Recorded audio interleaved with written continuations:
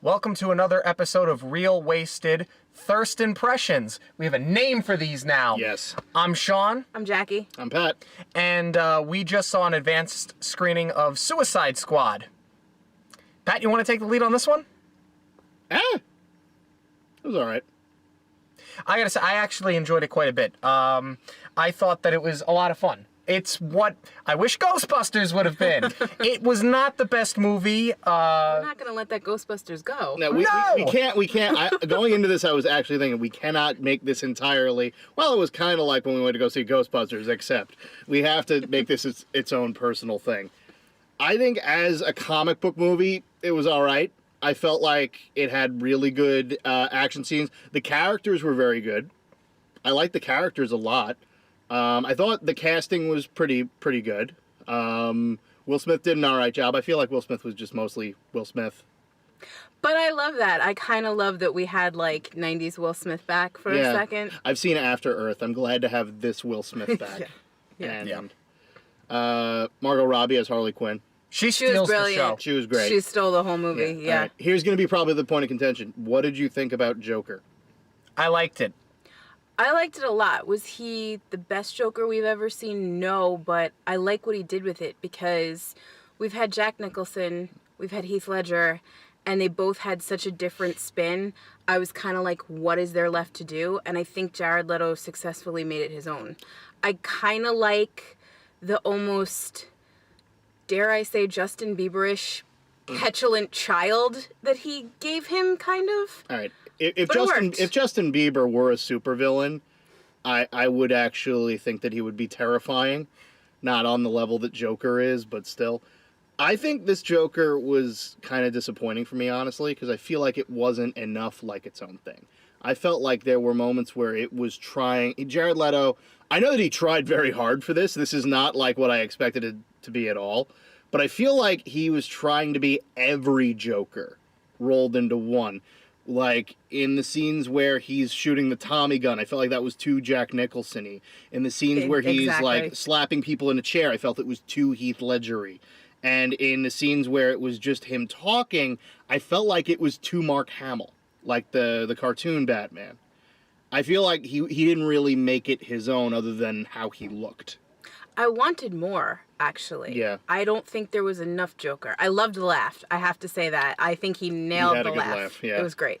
I thought he did an excellent job because I like the fact that you have the Jack Nicholson Joker that was very much a gangster. He was very eccentric, and you kind of got that back with this Joker. I thought he knocked it out of the park. I mean, this is of all the things in this movie that are going to be debated the most, this is going to be the thing that's debated the most, only because people are going to hold him against Heath Ledger. Which is almost not fair to do because they are two completely different actors. They're method actors, you know, they're similar in that type, but they just had two completely different ideologies when it came to how to play this character. But I think a lot of people, when Heath Ledger was cast, were upset because we compared it to Jack Nicholson. So it is sort of natural that you're going to do that. But I mean, I thought he was excellent. It was different than Heath Ledger, though, because with Heath Ledger, when it was announced it was him, everyone was like, oh, this is going to be awful. When it was Jared Leto, when the pictures came out of his look... So good. See, I didn't like it that much. I'll be perfectly honest with you. I think the tattoos are too hipsterish.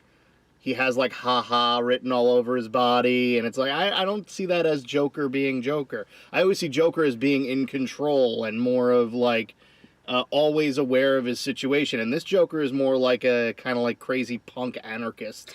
But that's exactly what I was going to say. That's what I loved so much about this movie. The whole punk rock vibe, everything from the aesthetic to the soundtrack, which I love the songs that they chose, but I think it got a little bit too chock full of like these classic rock songs at one point. It was too on the nose. Yeah. The soundtrack was too cliched and on the nose for me. It's like a lot of people, how they criticize like Charlie's Angels' soundtrack, where it's like, oh, they're dressed in Japanese schoolgirl outfits, so they're playing turning Japanese. This one was like, every single fight scene, it was like they have like AC/DC or they have like a classic rock thing. They're in a helicopter and they play Spirit in the Sky. That, I think, is like the definition of like, okay. The character intro songs were pretty good at first, but then it got to be too much. It's clear that they were trying to cash in on the same sort of thing that Guardians of the Galaxy did. Yeah. In that you Yes. have the soundtrack, Yeah. you have, by and large, for people that don't follow the comics, for people that didn't watch the Batman animated series, you don't know who any of these villains are. Yeah. Because you're used to Poison Ivy, Joker, Two-Face, the Riddler, Penguin, Catwoman. A lot of people, they'll know Harley Quinn because of the Joker, but they're not going to know Killer Croc. They're not going to know Diablo. So you have this idea that you're going to take these villains that you don't know, you're going to put this rock and roll soundtrack to it, similar to Guardians of the Galaxy. But, I mean, I go back to what I said. I did enjoy it, and I thought that the actors in this movie, yes, Will Smith was Will Smith. That's kind of how he is. We know he can act, but by and large, he's just Will Smith. But I thought Margot Robbie was excellent. I thought Jared Leto was excellent. I like Joel Kinnaman. I like Joel Kinnaman because he was, you guys know him from RoboCop, one of our other reviews that we did, but he owned it. He really owned the role, and I bought him as Flag. I really didn't, to be honest with you. He said too many cliched army things for me. Like, he said too... And again, like, a lot of this is not the characters themselves or the actors themselves. I feel like the script and the story was really weak for me. Like, the characters were great. The story itself was borrowing so much from everything, it didn't know what it wanted to be. I really didn't like the idea that, okay, first of all, they bring together the ragtag group of people. It's Guardians of the Galaxy. They bring together a ragtag group of people, one of which is basically fucking Groot, and they go to fight this unstoppable being, which is easily killed by them, even though he's wiped out an entire city's worth of people. Like, I feel like Enchantress was a poor choice for a villain. Like, I feel like she's too overpowered to be taken down like that, especially how she's taken down. I won't reveal it here, but it feels like it was way too easy. The whole plot was very formulaic, but I think what made the movie successful was the characters, the acting was on point. It was just a fun movie. It was an entertaining movie. Was it a great movie? No. But I don't think it deserves a 38% on Rotten Tomatoes. You're being generous at 38%. Nor do I think it deserves the coup that they're staging. Yeah, staging the Rotten Tomato coup. Right. I mean, yeah, that whole thing is ridiculous within itself. Critics, by and large, are not going to love comic book movies. This is that very left-wing First Amendment nonsense where we have the freedom of speech unless you say something I don't agree with, then you can't have it. So you can review the movie, you can dislike the movie, but you can't dislike it publicly because I like the movie. No, that's the point of Rotten Tomatoes. You are going to see this movie regardless of whether it's 100% on Rotten Tomatoes or 29% on Rotten Tomatoes because you want to see the movie. It was cookie cutter. The script was not very well done, but the actors were great. There was character development. For there was three people who you knew there was going to be character development for. I feel like they took very little time for the rest of the squad. I feel like aside from Harley Quinn, Deadshot, Diablo eventually got more of a story. But I feel like other than that, the rest of the team was expendable. What happened with Captain Boomerang that was excellent? Well, remember, Nothing. part of that, too, is you're not going to make a Captain Boomerang movie because you're not going to go see it. Right. People will go see a Deadshot movie. People will go see a Harley Quinn movie. You know Listen, what? I'll watch but 4 they hours. may as well have worn a T-shirt that said background. You know who They needed a little bit more development, and they needed to give them something other than like throwaway one-off. Yeah. I don't disagree. Comic relief You know who lines. everybody I don't disagree. You know who everybody expected to never feel anything for when they went to go see Avengers? Hawkeye. You know what they did with Age of Ultron? They made him the best character in the movie. Yes. Yeah. They could have done something with a character that nobody knew, but instead I feel like they put all of their effort into Harley Quinn. If this had been just a Harley Quinn and Joker movie, I think I would have liked it a lot more. I feel like I liked it a lot less than you guys did, but I feel like there were parts of it that I enjoyed. I really did like every moment that Harley and Joker had on screen. They were Yeah. excellent together. They worked together very well. That's what I wanted to see more of. Yeah. I would watch 4 hours. I would watch a Lord of the Rings-esque film in terms of length of Margot Robbie just being Harley Quinn.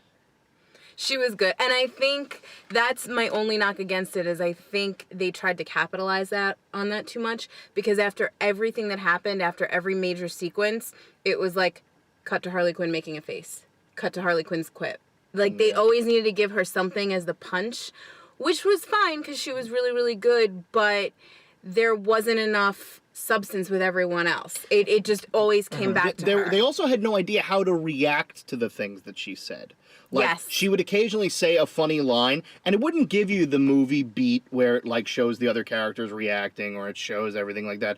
Instead, it would cut to another scene, and you got the feeling like, oh, they made the trailer with that scene, so they don't need to include an actual scene around it. Right.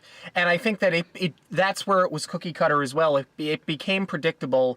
Every time something happened, like you said, cut to Harley Quinn, the theater reaction for the first half of the movie, every time you cut to Harley Quinn, people would laugh because she was legitimately funny. Yeah. By the second half of the movie, people weren't laughing, not because what she was doing was not funny, because you knew she was going to do something. It was to be expected. Exactly. It got very predictable. It's like if this had been a play, a character would say something, but a spotlight would stay on Harley Quinn so that everybody could turn their head at the same time and just go like, all right, what's she going to say now? Yeah. She called them pussies. It almost became the equivalent of like Michelle in Full House. Yeah, that's kind of wow. That's incredibly spot on. Yeah. Yeah, a little bit. I mean, with a better character, but yeah.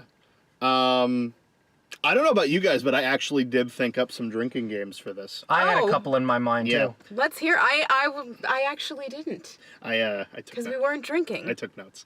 There were parts of this that I felt like I really didn't like. Like Joker literally didn't matter in the end. The soundtrack was too lazy. As I was typing that, Spirit in the Sky started playing, and I was like, "Are you fucking kidding me?"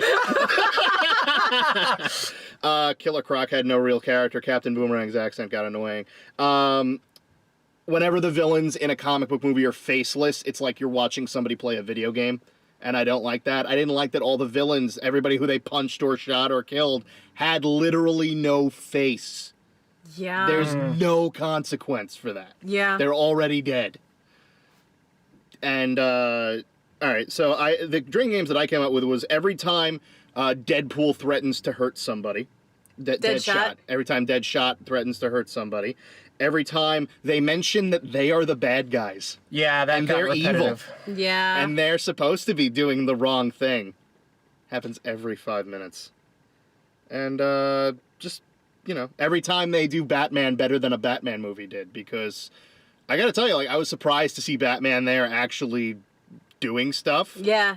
And it was good. Yeah, it was a nice what surprise. You wanted to see Batman doing in Superman versus Batman. Yeah. Another drinking game that I had was every time they said Flag's name. They said his name constantly. Flag, flag, flag, flag. They may as well have said Murica. I'll tell you one thing. Zack Snyder was a producer on this. I think DC needs to get away from Zack Snyder. Yeah. That has to happen. That actually explains a lot. Yeah. You can feel like this. Because there's so many tone shifts in this.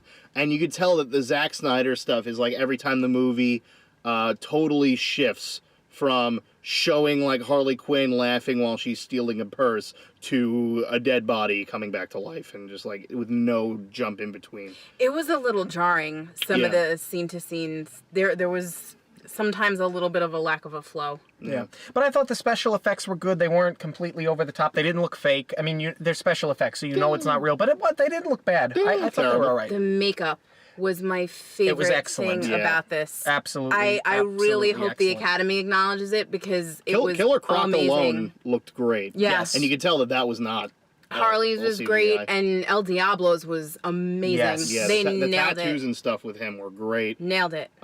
Even Enchantress looked pretty good at some points. Yeah. Yeah, she did. When she finally developed into what her costume actually looked like, it was pretty good. Yeah. And there are some things that I would definitely recommend watching this movie for. Anytime Deadshot shot somebody, it was awesome. Yeah. It was awesome to watch. Harley Quinn just being able to handle herself no matter what situation she was put in was fun to watch. Diablo going crazy was fun. All the characters had a good moment, except for Boomerang and the girl with the sword. I feel like they were just there. She was just there to bring the sword. Yeah. Pretty much. She did nothing of importance there. Oh, and we completely forgot to talk about the guy who gets shot 2 minutes into his career. Yes. Of all the people to kill, you killed Slipknot. No spoilers. Yeah. When they didn't flash back and give him a backstory, I was like, yeah, he's gone They because drove him to the set after they introduced everyone else. yeah. For the first time, they were Yeah. like, oh, that's Slipknot. He can slip out of any situation. And Yeah. he's being brought to them in chains. Yeah, because in the first issue of Suicide Squad, one of them doesn't make it out. So it's like, okay, clearly one of them is not going to make it out. And when he came in, it was like, well, that's it. You're fucked. That's the end of you. He might as well have been wearing a red shirt. Yeah. Yeah. Well, I think that's pretty much it. I mean, didn't love it, didn't hate it, wasn't great, wasn't terrible. I wouldn't go see it again, to be honest with you. Like, I might watch, like, some parts of it again, but I don't think I'd go see this again. I would maybe do it at home with drinking games and see how we like it after that. That's not a bad idea. Yeah, we'll wait till it comes out on DVD. I guess we are watching it again, then. Yep. I'm glad I came. But that's going to do it for us for this week, and we will be back again soon. Thank you for all of our new subscribers that jumped on board. We appreciate it. Hit the like button, hit the subscribe button, comment below. We want to know what you guys thought of the movie as well. Until next time, I'm Sean. I'm Jackie. I'm Pat. Cheers. We're the bad guys. Yeah, we get it.